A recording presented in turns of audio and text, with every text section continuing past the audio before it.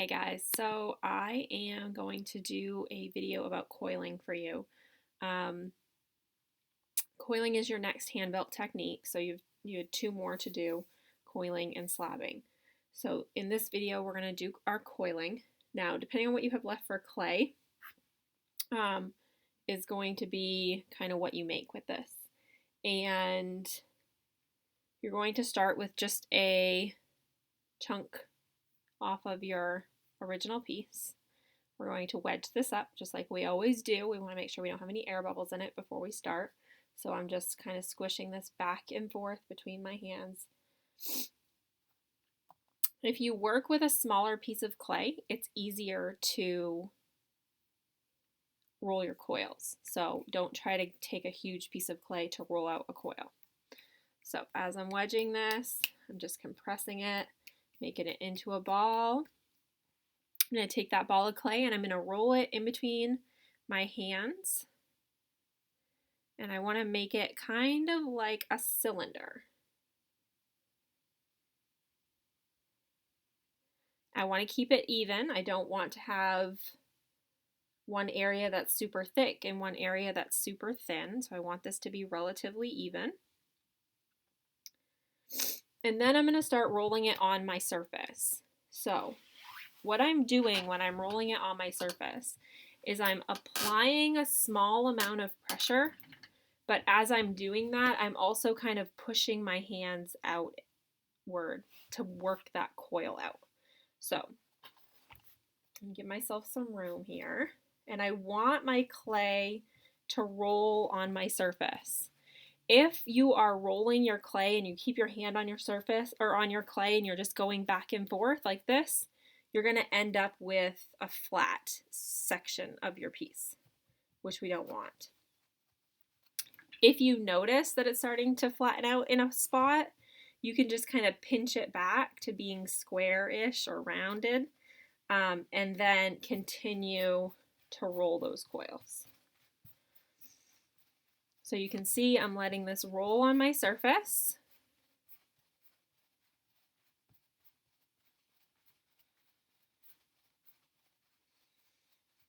And I want to try to get this to about that 1/4 of an inch. So I have a pencil here. That's about the thickness that I want my coil to be.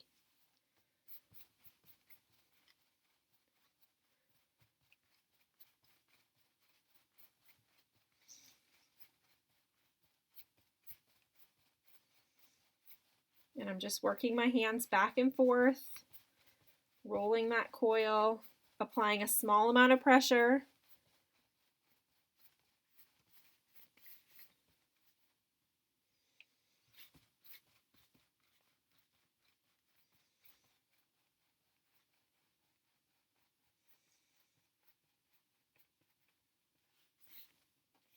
You can see I'm getting to where I'm about that 1/4 of an inch. So then I can take this coil and start building with it. All right, so I have my coil. I have another coil here that I made before. And what I'm going to do is I'm going to start creating stacks of my coil. So anytime we're adding two pieces of clay together, we have to score our surface and add our slip. So I have my slip here, and again, your slip is just a small piece of your clay. Okay, so just take a chunk of your clay and you're going to add that to a little bit of water. That clay will start to break down and it makes like a mud. That mud, that's your glue. So that's called slip. So again, I'm scoring my surface. And when I score my two surfaces that come together, that helps to hold them, to create that bond. It's like a Velcro. I'm actually going to score the back side of this piece. And I'm going to add my slip to both of these and stick these together. So I'm just I'm going to lay this flat for you. I'm just kind of mushing this together to make sure that they're stuck together. and I can smooth it out a little bit. If you want to have that look that it's a coil, you can continue to leave it that way, okay? Or if you want it to be smooth, you can just rub over that surface and mush those two seams together, and then you'll end up with a smooth surface. Okay, and you can see on the back side, you'll still see where my coil was. So then I would take my next coil, and let's say I was going to make this into a cup. I could roll this around.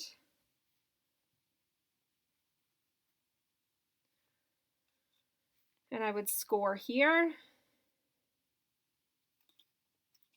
add my slip to both of my pieces that have been scored, and attach my next layer.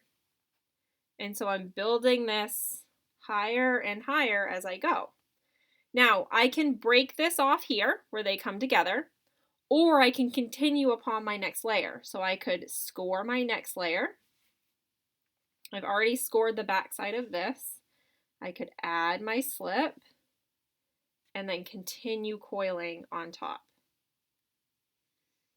So you have the option to either break the piece off where they come together, or you can continue your coil on top and build around.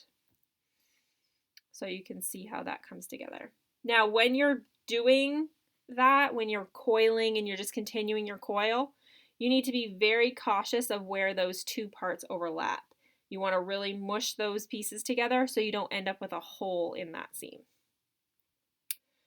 So for your clay piece, because of the amount of clay that you have two options. One, you can create a coil piece and in just a small cup, just showing me that you understand, one, how to make a coil, two, how to attach those two coils together. Okay, so that's really what I'm looking for. You can make a small cup, let it dry, and then send me a picture of that still together. Or two, you can do a demo video showing me your understanding of how to make a coil piece. So you would do exactly like I just did now.